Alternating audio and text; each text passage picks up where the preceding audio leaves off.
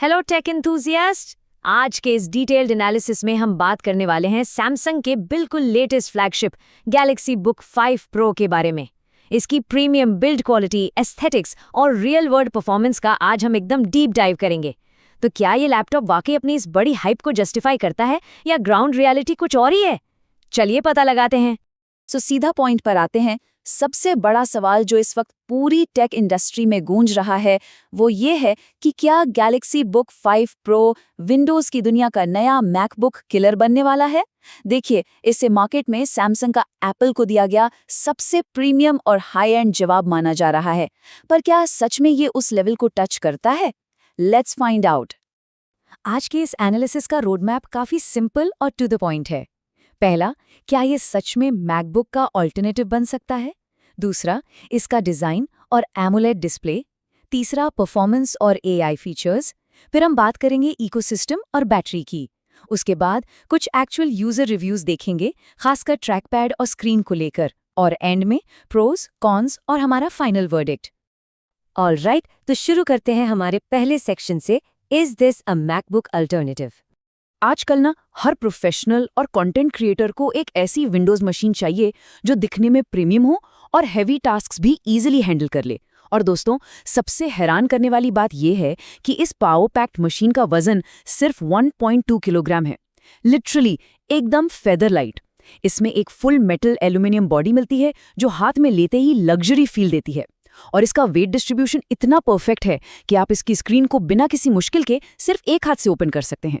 ये ultra portability और solid build quality ही इसको सीधा मैकबुक एयर की लीग में खड़ा कर देती है। चलिए अब आगे बढ़ते हैं हमारे सेकंड सेक्शन की तरफ, डिजाइन एंड एमोलेड डिस्प्ले। ये लैपटॉप आपको 14 इंच और 16 इंच दोनों स्क्रीन साइजेस में मिल जाता है और दोनों में ही सैमसंग का signature dynamic AMOLED 2x display दिया गया है। 3K resolution, ultra smooth 120 hertz refresh rate और 500 निट्स की peak brightness with vision booster technology. मतलब स्क्रीन तो एकदम टॉप नॉच है। और सबसे कमाल की बात बताऊं, इसमें एंटी रिफ्लेक्टिव कोटिंग दी गई है, तो चाहे आप 4K 60 FPS वीडियो एडिट कर रहे हों या बाहर सीधी धूप में अपना ऑफिस का काम निपटा रहे हों, कलर्स हमेशा वाइब्रेंट रहते हैं। और हाँ, एंटरटेनमेंट के लिए इसमें डॉल्बी एटमॉस के साथ क्वाड स्पीकर्स भी मौजूद हैं जो ऑडियो एक्सपीरियंस को काफी रिच बना देते हैं। अब आते हैं सबसे मजेदार पार्ट पर, section 3, performance and AI features.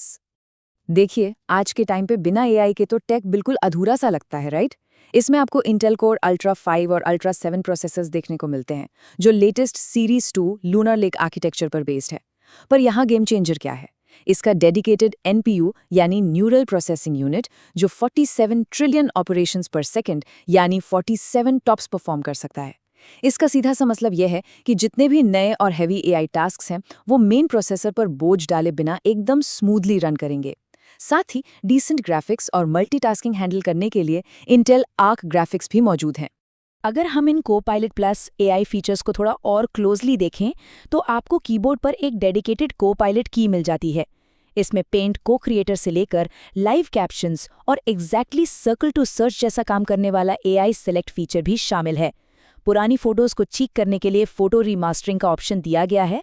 और अगर आप बहुत ज़्यादा वीडियो कॉल्स करते हैं तो इसके 2 मेगापिक्सल वेबकैम के साथ आने वाले स्टूडियो इफेक्ट्स सच में काफ़ी इफेक्टिव हैं। ये लाइटिंग एडजस्टमेंट्स और बैकग्राउंड ब्लर को बहुत ही प्रोफेशनली ऑटोमेटिकली हैंडल कर लेते हैं। पर ठीक है, ये सब हार्डवेयर स्पेक्स रियल लाइफ में कैसा परफॉर्म करते हैं? Let's break it down into practical examples. Step 1, office work. 16 GB या 32 GB रैम के ऑप्शंस के साथ कई सारे हेवी टैब्स और एप्लीकेशंस खोलकर मल्टीटास्किंग करना बिल्कुल सीमलेस एक्सपीरियंस है। Step 2, content creation. अगर आप वीडियो एडिटर हैं तो गुड न्यूज़ ये है कि इस पर 4K वीडियो एडिटिंग काफ़ी एफर्टलेसली होती है। और स्टेप 3, कोडिंग और डेली प्रोडक्टिविटी। इन टास्क के लिए ये मशीन पूरी तरह से एक पावर हाउस की तरह तैयार है। अब बात करें थोड़ी गेमिंग परफॉर्मेंस की, तो ये लैपटॉप माइनक्राफ्ट जैसे गेम्स को कॉम्प्लीमेंट्री शेडर्स के साथ कंफर्टेबली 60 फ्रेम्स पर सेकंड पर निकाल लेता है। लेकिन ध्यान रखने वाली बात ये है दोस्तों, ये कोई हार्डकोर गेमिंग रिग नहीं है। ये प्रॉपर्ली क्रिएटर्स, स्टूडेंट्स और वर्किंग प्रोफेशनल्स की प्रोडक्टिविटी बढ़ाने के लिए डिजाइन किया गया है। तो कैजुअल गेमिंग ठीक है, पर हैवी AAA टाइटल्स इसका मेन फोकस बिल्कुल नहीं है। Next up, section 4, Samsung ecosystem and battery. आजकल डिवाइसेस के बीच सीमलेस कनेक्टिविटी होना कितना ज़रूरी हो गया है, ये हम सब जानते हैं। जो लोग पहले से ही सैमसंग के स्मार्टफोन्स और टैबलेट्स यूज़ कर रहे हैं, उनके लिए ये लिटरली एप्पल जैसा ही स्मूथ इकोसिस्टम एक्सपीरियंस देता है। क्विक शेयर से फाइल्स तुरंत ट्रांसफर हो जाती हैं, ऑटो स्विच बड्स का फीचर परफेक्टली काम करता है, फ़ोन कॉल्स और टेक्स्ट मैसेजेस डायरेक्ट लैपटॉप पर सिंक हो जाते हैं। और सबसे बेस्ट, किसी भी सैमसंग टैबलेट को बिना किसी वायर के आप सेकंड स्क्रीन की तरह यूज़ कर सकते हैं। ये फीचर्स वर्कफ्लो को काफ़ी फास्ट बना देते हैं। बैटरी बैकअप की बात करें तो इसमें 76.1 वॉट आवर की एक काफ़ी सॉलिड बैटरी मिलती है। सैमसंग क्लेम करता है कि ये सिंगल चार्ज में लगभग 25 घंटे तक चल सकती है और बॉक्स में एक 65 वॉट का कॉम्पैक्ट टाइप सी चार्जर भी मिलता है, जिसे कैरी करना काफ़ी आसान है। अब एक ज़रूरी पॉइंट, हीटिंग और कूलिंग। इंटेंसिव टास्क्स के टाइम लैपटॉप को ठंडा रखने के लिए पीछे की तरफ एग्जॉस्ट ग्रिल्स दिए गए हैं, जिसकी वजह से थर्मल थ्रॉटलिंग कम होती है और कूलिंग परफॉर्मेंस अच्छी मेंटेन रहती है। Moving on to Section 5, User Reviews, specifically Trackpad and Screen Issues. Hype से हटकर अगर हम रियल वर्ल्ड रियलिटी पर आएं तो रेडिट कम्युनिटी की तरफ से कुछ सीरियस कंसर्न्स डॉक्यूमेंट किए गए हैं। काफ़ी यूजर्स ने रिपोर्ट किया है कि उनके ट्रैकपैड में इनपुट लैग है या कर्सर अजीब तरीके से ग्लाइड करता है। पर सबसे चिंताजनक रिपोर्ट ये सामने आई है कि कुछ केसेस में लैपटॉप की स्क्रीन बिना किसी एक्सटर्नल डैमेज के डेस्क पर बंद हालत में रखे हुए ही अचानक से क्रैक हो गई। देखिए, हम यहाँ किसी भी ब्रांड की साइड नहीं ले रहे हैं, बल्कि एकदम निष्पक्ष होकर उन डॉक्यूमेंटेड इश्यूज को सामने रख रहे हैं जो ऑनलाइन फोरम्स पर लगातार हाईलाइट हो रहे हैं। हालांकि इन प्रॉब्लम से निपटने के लिए कम्युनिटी ने कुछ प्रैक्टिकल थियरीज और वर्कअराउंड्स भी शेयर किए हैं। जैसे ट्रैकपैड लैग को फिक्स करने के लिए विंडोज सेटिंग्स में जाकर एनहांस पॉइंटर प्रिसिजन को डिसेबल करने की सलाह दी गई है। स्क्रीन क्रैकिंग के बारे में कुछ यूजर्स की थियरी ये है कि लैपटॉप को तब तक बंद नहीं करना चाहिए जब तक वो अंडर हेवी लोड के बाद पूरी तरह ठंडा ना हो जाए, ताकि स्क्रीन पर थर्मल स्ट्रेस क्रिएट ना हो। इसके अलावा प्री लोडेड ब्लोटवेयर को अनइंस्टॉल करने से भी ओएस की परफॉर्मेंस काफ़ी स्मूथ हो जाती है। और अब हम आ गए हैं इस एनालिसिस के आखिरी हिस्से पर, section 6, pros, cons and our verdict. तो अगर इस पूरे डीप डाइव को एक साथ देखा जाए तो प्रोज काफ़ी क्लियर हैं। एक स्टनिंग एमोलेड डिस्प्ले, बहुत ही प्रीमियम एल्यूमिनियम बिल्ड और ऐसे एडवांस्ड एआई फीचर्स जो रियल प्रोडक्टिविटी ऐड करते हैं। वहीं दूसरी तरफ कॉन्स को भी इग्नोर नहीं किया जा सकता, जैसे ट्रैकपैड लैग के इश्यूज, स्पॉन्टेनियस स्क्रीन क्रैकिंग की रिपोर्ट्स और ऑब्वियसली इसका एक काफ़ी बड़ा प्राइस टैग। प्राइसिंग की डिटेल भी दे देते हैं। इंडिया में इसके 16 इंच बेस मॉडल की शुरुआती कीमत 1,44,990 रुपये रखी गई है।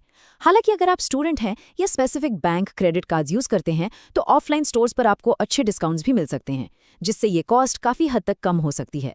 तो दोस्तों, आखिर में सबसे बड़ा सवाल यही आता है, क्या इसके प्रीमियम एआई फीचर्स और stunning display in hardware quirks और इस हाई प्राइस टैग को जस्टिफाई करते हैं?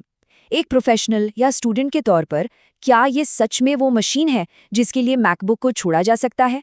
कोई भी फाइनल डिसीजन लेने से पहले अपनी स्पेसिफिक ज़रूरतों को इन सभी फैक्ट्स के सामने तौलना बहुत ज़रूरी है। इस डिटेल्ड एनालिसिस में हमारी तरफ से बस इतना ही। जुड़ने के लिए बहुत बहुत शुक्रिया।